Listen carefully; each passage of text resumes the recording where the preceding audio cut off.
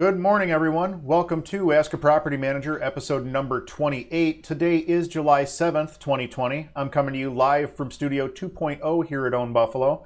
I'm Andrew Schultz, Principal Broker of Own Buffalo, Inc., and on today's show, we're going to be talking about escalation clauses, home warranties, and what to do after you have an offer accepted on your home, and so much more. Before we jump into that, we're going to go ahead and plug our social media. New episodes of Ask a Property Manager drop every Wednesday at 10 a.m. Eastern. You can follow us on Facebook, facebook.com/Buffalo Foreclosed Homes.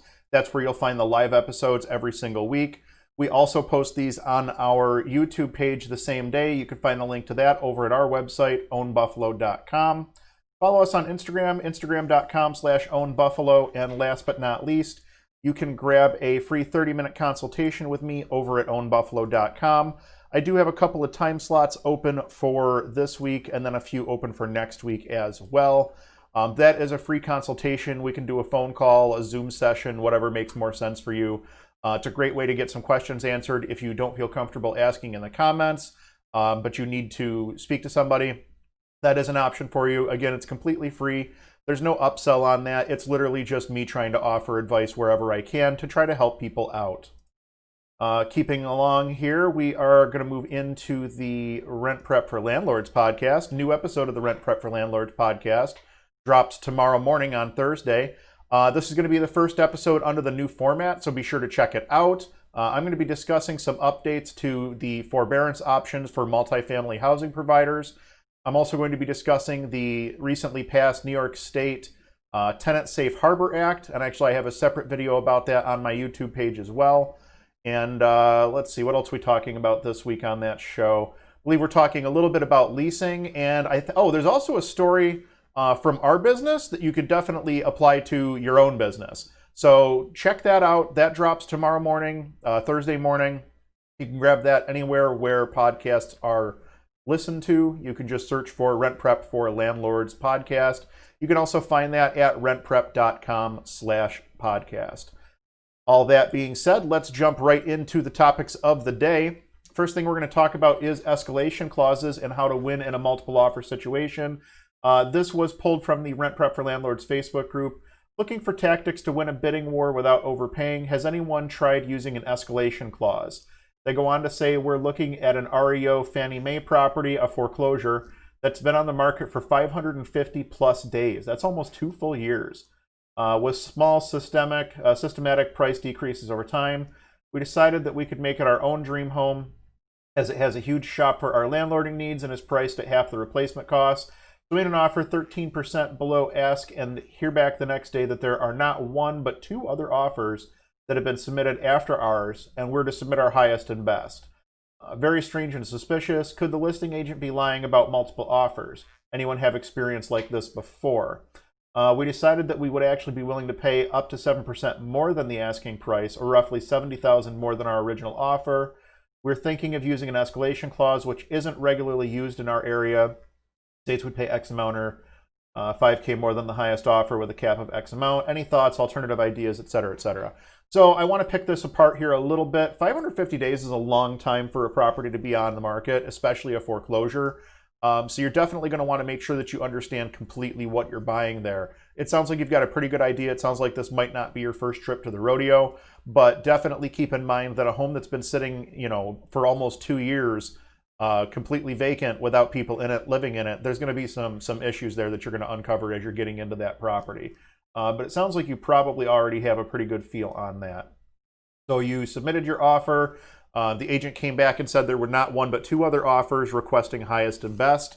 I've done a fair number of these REO transactions, and generally speaking, what happens is when you get multiple offers coming in, they do ask for a highest and best from all parties.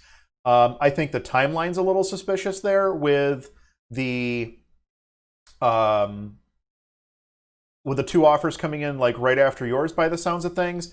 I mean, it's possible that there were people that all of a sudden got interested. The markets are starting to move a little bit more now. I don't know what market you're in, but I know that like here in Buffalo, the market, as soon as we were able to start moving about in phase 2 and start showing homes properly again, the market is just very hot right now. So it is possible that there were a couple of other people who were looking at this property at the same time as you were.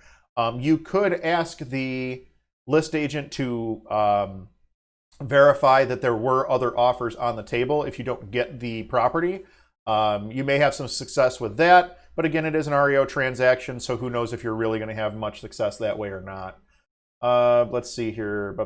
So now we're into the part where we're talking about escalation clauses, which is really what I wanted to talk about the most on this particular question. So what is an escalation clause? Essentially what an escalation clause does is tells the seller of the property that my current offer is, for round numbers, we're going to say $100,000. We're going to say that there's multiple offers. Let's go with this right here. We'll say there's a total of 3 offers. You have your offer at 100. The next offer we're going to say is 105, and the final offer we're going to say is 110. So what the escalation clause would do would basically say that if there are more bona fide offers on the property other than just our offer, our contract will increase by X number of dollars above and beyond the next closest offer, up to a maximum dollar of X. And the reason that you would use this would be exactly the situation that you're talking about, where you have multiple offers and you want to try to come out on top. Some agents will encourage you to use escalation clauses. Some agents will say, don't bring us a contract that has an escalation clause in it because of the seller's not interested in looking at them. It's kind of up to the seller whether or not they want to deal with escalation clauses or not. Escalation clauses in our market here in Buffalo, we are starting to see them more and more. It's actually becoming more of a thing nationwide, I think, to start using escalation clauses. And I don't know if we were early or late in that. It's hard for me to say because I don't know every market, but that's essentially what an escalation clause is it ratchets up your offer by X number of dollars above and beyond whatever the next closest offer is, up to a maximum of, X dollars. You set your top line number there. Couple of things that you want to make sure are written into your escalation clause is that the seller must show documentation proving that they have a bona fide offer below your offer. So a bona fide offer which causes your escalation clause to kick in, essentially. You're going to want to see a copy of that offer to verify it. The next thing you're going to want to keep in mind is that generally escalation clauses are not going to be allowed on an REO contract. When you're dealing with these foreclosed properties, they want a clean, smooth, simple process whenever possible. They want a flat out contract. What is your highest and best? That's what they ask for. That's what they want. They're probably not going to look at an escalation clause. You could talk to the list agent and ask them that question, but I can tell you right now that any of the asset management companies that we've worked with over the years, they're not interested in escalation clauses. And you're actually not even going through an asset management. You're going through Fannie Mae. So with it being government, chances are they're not going to approve an escalation clause. Go in with your highest and best offer and just be prepared to pay what you're willing to pay for the property. And the other thing I want to mention is make sure that your escalation clause isn't taking you outside of your comfort zone in terms of monthly payment or down payment. And also make sure that it's not taking you outside of your ability to purchase, that you've extended yourself beyond what your pre-approval letter would say that you're approved up to, or above what your proof of funds letter, if you're making it a cash purchase, above what your proof of funds letter shows that you have available on hand. Those are both surefire ways to get your offer rejected right out of the gate. So just some things to keep in mind when you're talking about escalation clauses. Personally, I don't have a problem with them. I think that they make a lot of sense when the market is as competitive as it is. Your mileage may vary. Some agents will approve them. Some agents don't want anything to do with them. Just something to keep in mind. Moving on, we're going to talk a little bit about home warranties, and are home warranties worthless? Before I jump into that, I'm going to mention that I'm looking at this from the perspective of a property management company owner. You may have a different experience if you are just a single family property owner. It's your home. You want to have the warranty. Your experiences may be vastly different than our experiences, but I'm going to give you my impressions of the home warranty programs that are out there based on the experiences that we've had with them. So let's jump right in here. Are home warranties worth it for rental properties? I normally put away $100 a month for each rental property, not including money set aside for capital expenditures. A home warranty company like American Home Shield costs about $80 per month and will repair, replace electrical, plumbing, central air, appliances, etc. The caveat is that it costs about $100 for each claim to send someone out and inspect or repair the problem. In my opinion, the difference between the two methods, me putting repair money aside and doing it myself or using a home warranty company, might be a wash. The benefit of a warranty company would be the ease of calling one number, freeing up my time, and predictable repair costs, $80 per month plus claims. Does anyone have experience using a home warranty company? Is it worth it for a rental property? Any obvious cons? I'll start by saying we won't work with home warranty companies inside of our company anymore. They've gotten to the point where they're so bad that we just flat out refuse to work with home warranties. If a client approaches us and says that they have a home warranty company, we basically tell them you're more than welcome to use your home warranty company, but you will not be using them with our service. We're not interested in working with home warranty companies because their processes suck so bad. What is a home warranty? Essentially, it's warranty coverage, aftermarket warranty coverage that you would purchase for some aspects of your home. So you might have a home warranty that covers electrical, plumbing, HVAC issues, which would be your heating and cooling. You might have some warranty coverage on a roof. Actually, roofs generally come with their own warranty. Things like that. But essentially what it is it's warranty coverage for some aspects of your home. There's different plans out there that'll cover different things. You know, they might have different options, a silver, a gold, and a platinum plan that cover different things or whatever. Generally speaking, we won't recommend any of them. There's a few issues when you're dealing with a home warranty company. The first of which, the home warranty company chooses who they're sending out to take a look at the problem. They're generally choosing that company because they've been able to put them under contract at a reduced rate because they're feeding them a larger amount of volume. So that could be good or bad, but chances are if you're getting a service provider that is counting on that volume, because that's, you know, one of the main ways that they're generating revenue, you may not be getting the best possible service. You may not be getting service that's really geared toward protecting you and more toward protecting the home warranty company. So the service providers are chosen by them. They're generally chosen because they're less expensive and because they can put them under a contract and provide them with some sort of volume. That being said, there are still some out there that have decent service providers.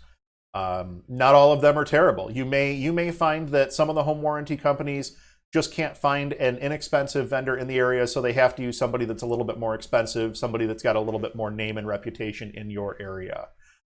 They're going to find things that are just not going to be covered. So for instance, I was reading a story about a home warranty. I don't remember what website it was on, but it was discussing, you know, they came out and the air conditioning compressor was bad. The outdoor air conditioning components were old and deteriorated and in need of replacement. They depreciated the cost of they depreciated the age of the unit. They didn't cover upgrades to the electrical service that needed to be done so that it met code. They didn't cover the line set because it didn't meet code.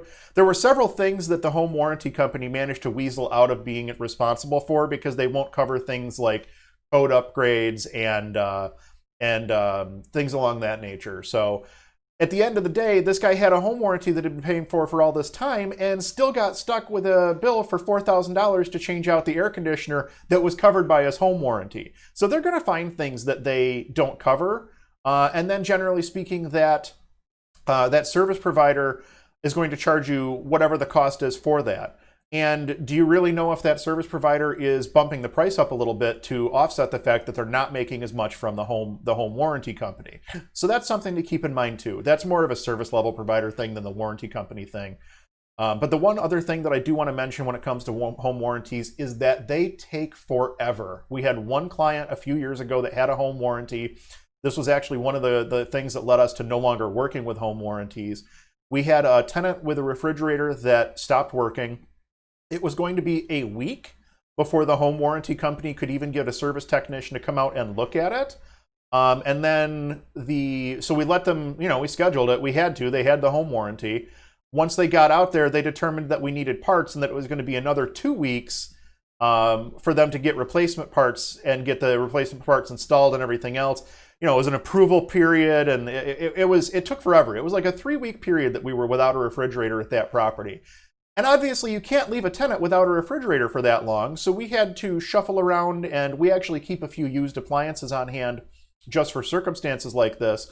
But we had to go and pull our spare refrigerator from storage, move it to the property, move it in, and then after the fridge was fixed, we had to get the temporary fridge, move it, and move it back to storage. It just created way more work than what it was worth.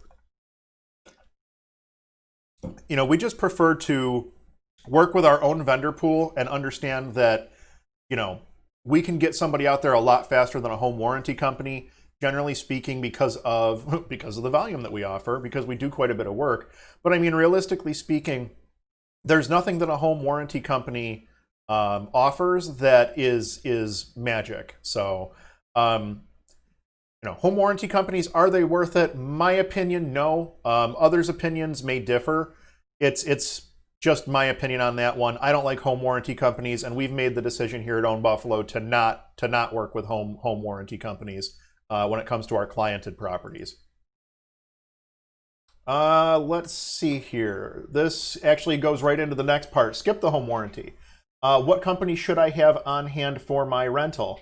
I just had a tenant move in yesterday. So far, so good. The property's about 1,500 miles away from me. I'd like to create a list of companies / contractors to have on hand for later down the line when I need to have repairs done, perhaps. I have a local handy person who I know and trust who can fix minor things and supervise the more complex things. What other contractors should I have in my Rolodex? So a handyman is going to solve probably 80% of your problems. Standard 80-20 rule. A good handyman is going to be able to solve about 80% of your issues without needing to bring in the heavy guns. When you get to the point where it's outside of the skill set of your handyman, you're probably going to be looking at having a plumber, an electrician, a heating and cooling person, a landscaper, depending on what you've got going on, things of those nature. You know, that's as far as like the basic contractors that you should have contacts for. I would say plumber, electrician, and HVAC are going to be your main three, and your handyman, your main four. The other thing I would add to that list would be an attorney. You'd never realize how frequently you have a question that's best answered by an attorney until you get into a situation where you suddenly have a whole bunch of questions and no idea who to call. So definitely start researching those particular trades, as well as doing some research on landlord-tenant attorneys. Someone who specializes in the landlord-tenant space, understands that law, because it's definitely different than typical real estate closing law or something like that. You want to make sure that you're dealing with a specialist in that instance. Where can you find more referrals for vendors? So we have successfully used Facebook to help us find new vendors. We've used Angie's List. We've used Thumbtack. Actually, we haven't used Angie's List and Thumbtack. I shouldn't say that. We've seen people get excellent results from Angie's List and from Thumbtack. And the other thing is we do get a lot of them by referral. We have a pretty good network here. Other property managers that we speak with, if I have an issue and I'm like backed up on a job, I can call and say, hey, I need somebody who can knock out a porch roof, for instance, something small. They might have a contact that they can swing my way that'll take care of that need. You know, it's all networking in that regard. So talking to people is a huge and excellent way to get a good idea of who the good vendors are, and also a really good way to find out who the bad vendors are, because there's certainly a ton of those out there as well. Always be sure that your vendors have insurance, general liability and workers' comp as required. Make sure that they name you as an additional insured on that, and make sure you get your W-9 up front if you're paying them more than $600, because that way you don't have to worry about the headache of trying to track them down come tax time next year when you have to issue your 1099 out. So that's what I would say. Skip the home warranty. They're pretty much worthless anyway. Have a good cadre of people available to help you when you need it, and you should be in good shape from that perspective. Offer accepted. This is a good one. This was pulled off of the Reddit r/real estate subreddit. What do I do after I've been told my offer was accepted? I'm excited and can't sleep right now. Not sure why I'm making this post. It's 11 p.m. I need to get up early, but I can't sleep because I'm so excited for what happens next. I'm the youngest guy in my family and friend circle to buy a home. I made an offer on my dream place this afternoon. We looked at it late yesterday, wrote an offer this morning, signed and sent over this afternoon, and got told that our offer was accepted about 5 to 6 hours later. No negotiation, no back and forth. They had multiple offers to choose from, and honestly, I wasn't expecting to come out on top given the market and how fast places go, especially in the area where I got in. I have financing and home inspection as my contingencies and offered only 5% over ask, but only because I knew there were multiple offers. Sorry, guys, I'm trying to read this on my screen too. So since I'm excited and can't sleep, what comes next? What can I expect? What are some things to do or prepare for? So congratulations on getting your offer accepted. You are well on your way to home ownership. That's a pretty cool thing.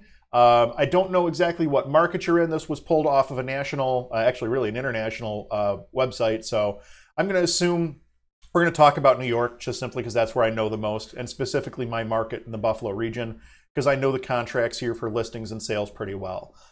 So once your offer is accepted, you would find yourself in what's called the attorney approval period and the inspection period. And all this is laid out in your contract. If you ever have questions about what the next steps are, everything should be laid out in your contract. If not, or if you have questions, speak to your attorney or title company or speak to your real estate agent. They should be able to help you. So here in the Buffalo region, you would have your attorney approval period, which is the period of time in which you and your attorney review the contract. They answer any questions that you may have. If there is anything unusual about the contract, that would be a time to discuss it with the attorney. And then generally speaking, as long as everybody is, on the same page, the attorney will issue an approval letter and send that to both you and to the other attorney. The other attorney is going to do the same. So you'll get attorney approval on the contract from both sides. And then you start moving into the inspection period. That's when you're going to have your home inspection, and you're going to come up with a list of any repairs that you're requesting, or if you're asking for a credit at the time of closing or a price reduction, that would be handled during this period. The other thing you could do in the inspection period in our area is completely waive the inspection and say, nope, we're good, no issues. Or you can cancel the contract outright and say, nope, we don't want to move forward. We're just going to walk away from this deal. So the inspection period is when you're going to find all of that out. Make sure you're using a licensed home inspector. In New York State, if you want to cancel the contract as a result of the home inspection, you have to have used a licensed inspector to have your home inspection in order to use that as an escape. So that's something to keep in mind. In terms of what to ask for on your inspection, that's up to you. I'm not going to jump into all of that. That's very much market specific. After the attorney approval and the inspection period generally is when you'll find your escrow deposit is due. In most contracts that we see here in Western New York, the escrow deposit winds up being due after the attorney approval and the inspection period. But there is some flexibility there. You could put your escrow down right at the time of contract. You could put, a part of the escrow down at the time of contract and part of it down at the end of the inspection period. There's a few different ways to set that up. That escrow gets applied towards the purchase cost of the property, and it gets held, generally speaking, in either the listing agent brokerage escrow account or in the attorney's escrow account. Maybe a title company escrow account, depending on your state. So you'll then apply for your mortgage. You did mention that you're financed, so you'll actually make your official application for your mortgage during this time. After they've made the application, they're going to come out and do an appraisal on the property to let the bank determine what the value of the property is, to make sure that they're not loaning you more than what they think the asset is worth. Or to make sure that so that you understand, like if you're going in conventional, maybe an 80-20 or something like that, they want to make sure that whatever they are loaning, that they're not going to wind up loaning on something that actually has less value than anticipated. So that's the point of the appraisal. You'll get your mortgage commitment at that point, which is basically when the bank says, yep, everything looks good here, we're ready to proceed. In the background, there will be property title work that's going on where they're checking the title of the property to make sure that there's no liens or other encumbrances against the property. They're also going to do a property survey so that you know what the boundaries are of your property. Definitely keep that. The title and the survey are the two most commonly lost pieces of paperwork when you go to sell the property, which means that you have to do those from scratch and it's very expensive. So keep those in a safe place. You're going to want to arrange for property insurance. Chances are, if you're doing a property that's got a mortgage, they're going to demand property insurance before they allow you to close. That's going to be one of the closing contingencies. So you're going to have to verify that that property insurance is in place prior to the closing. You'll do a final walkthrough with your agent generally to check to see if there's been any changes in the home from the time that you put it under contract to the time that you are closing on it. And if there are changes, as long as you're not buying the home as is, that's something to bring up at that point to make sure that you're not getting a home that's now worth less value because someone removed something or tore out a wall or tore out a sink or whatever. We've seen a lot of crazy things. Definitely don't skip your final walkthrough. Make sure that you're taking the time to walk through and that there aren't any substantial changes to the property. This is also a really good time to get meter readings. At the time of closing, you're going to have to switch over, gas, electric, water, things like that. Make sure that you're getting your meter readings when you're there for the final walkthrough, as long as it's within a day or so of the closing. Then you can make those phone calls and have those utility accounts set up to switch over right on the day of closing. Makes everybody's life a lot easier. So definitely do your meter reads while you're there for your final walkthrough. And then finally, you'll find yourself at the closing table. You're going to sign a bunch of paperwork. It's going to feel like you're signing your life away.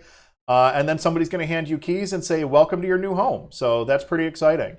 Some things not to do when you're in the process of buying a home.